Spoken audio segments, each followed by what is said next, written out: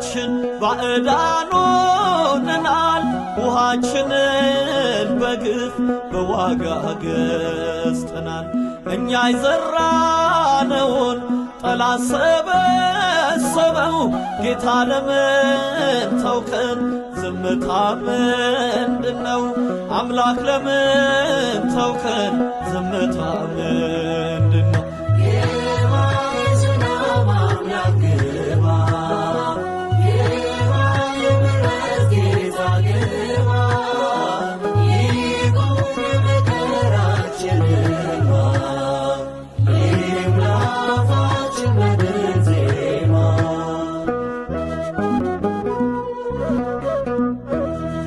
ቀና በኢትዮጵያ አይቶሻል አምላክሽ፣ የማይነጥፍ ውሃ ይቀዳል ካለትሽ።